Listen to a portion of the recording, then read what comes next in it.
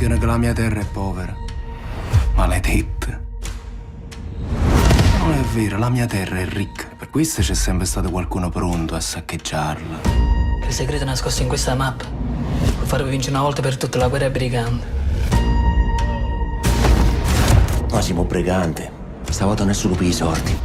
È per la libertà nostra. Allora, Federico Ielabio, intanto benvenuto al nostro corner. Grazie. Come stai? Sto benissimo, Quella grazie. di questa redazione, questa casetta romana. La prima domanda è inevitabile, ti volevo chiedere come sei finito in questa serie Netflix Briganti. Allora, ovviamente ho fatto il provino, però mi è piaciuta subito l'idea, no? Perché quell'epoca, no? A me piace fare molto i film in costume e le serie in costume.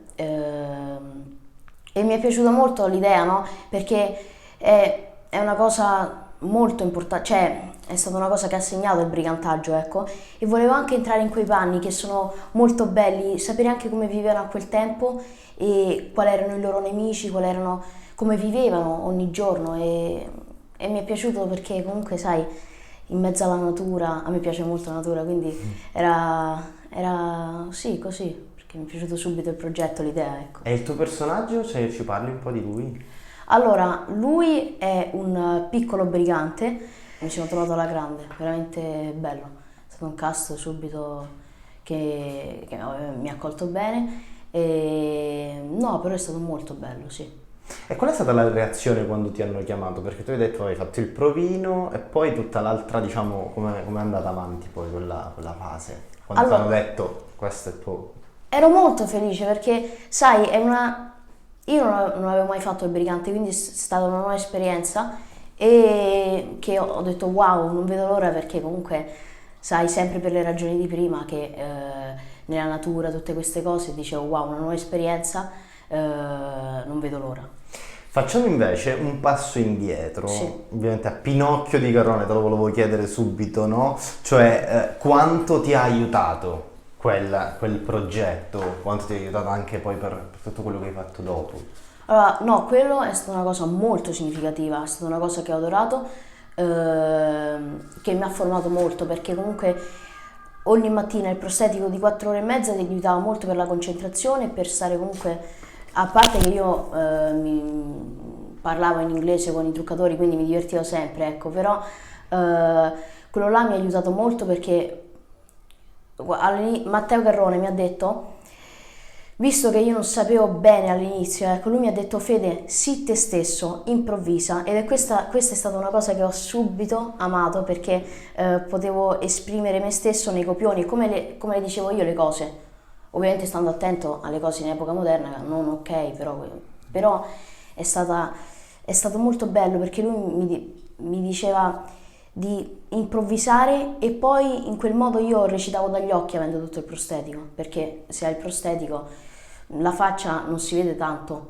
però gli occhi erano quelli che contavano. E Poi quindi... anche lì c'era un cast, insomma, Benigno. Beh, Ricordo sì. quando avevo visto le interviste, anche le belle parole che avevi speso per loro, per Garrone, Sì, insomma, no, fantastico. penso che insomma non te la dimenticherai mai. No. Senti, tu Federica hai lavorato con tanti, nonostante sei giovanissimo, con Zalone, Veronesi, Garrone, ecco, e proprio ti volevo chiedere questo a livello di regia, no? Dei registi con cui hai lavorato, da chi è che hai imparato di più?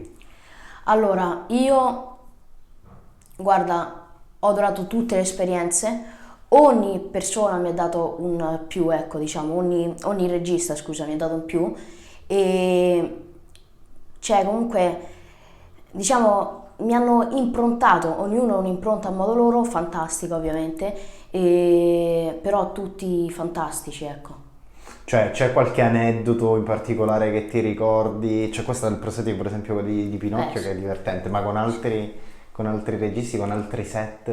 Perché poi, sai, da ogni esperienza c'è quel ricordo che ti Sì. resta nel tempo, no?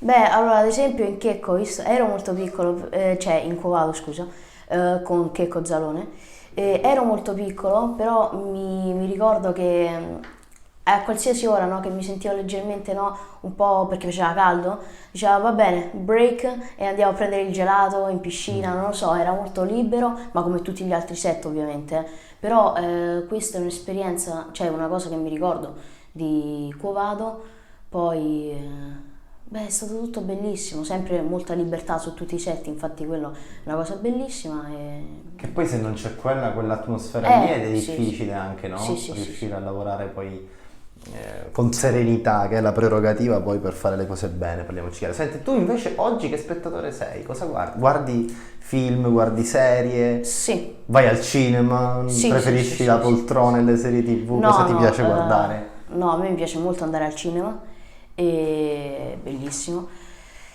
E lo sai che non so precisamente cosa mi piace guardare, perché onestamente cioè, vado dalla magari commedia un po' al dramma o al thriller. Cioè ti lasci un po' prendere da quello, dal momento, ti metti lì, cerchi un attimo, perché poi c'è chi anche fa degli studi durante il giorno, dice stasera voglio guardare questa sì, cosa sì, qui, sì, oppure sì. ti lasci un po' trasportare da quello che trovi in TV. Da quello che, sì, da quello che più mi convince, ecco. Poi, sì, poi quando ho tempo, giorni, magari cerco e dico, stasera mi vorrei guardare questo bellissimo film. Oppure vado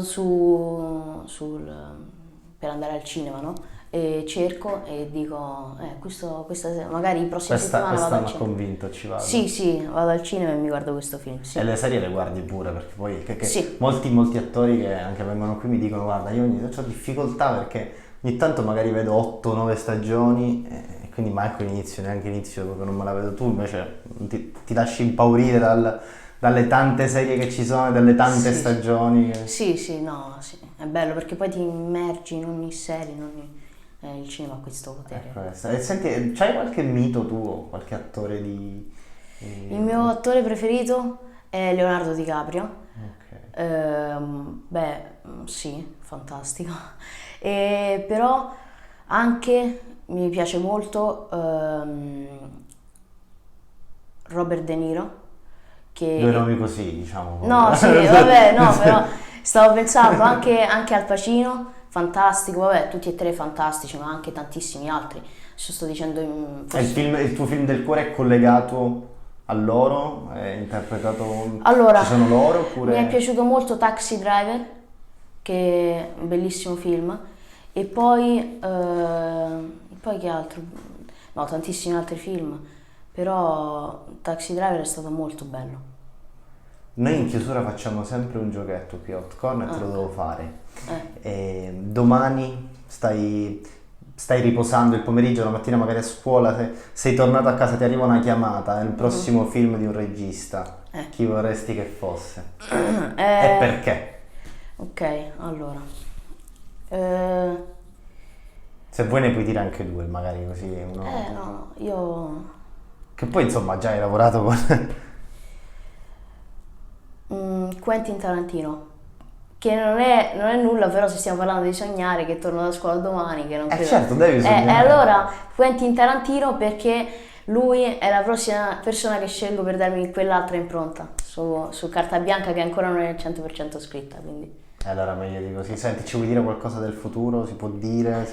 Uscirà in America Home Sweet Rome il 16 maggio e l'8 marzo è uscito Cabrini, sempre in America, e poi Those About to Die uscirà, precisamente non so quando, però uscirà in futuro. E allora noi facciamo così. Sì. In chiusura ti dico che ci rivediamo poi. Ogni cosa che fai ti invitiamo qui al corner e ce ne vieni poi a parlare, quindi ci rivedremo qui a casa Hot Corner Roma. Grazie Federico, Guarda, grazie grazie a mille. voi, grazie a voi.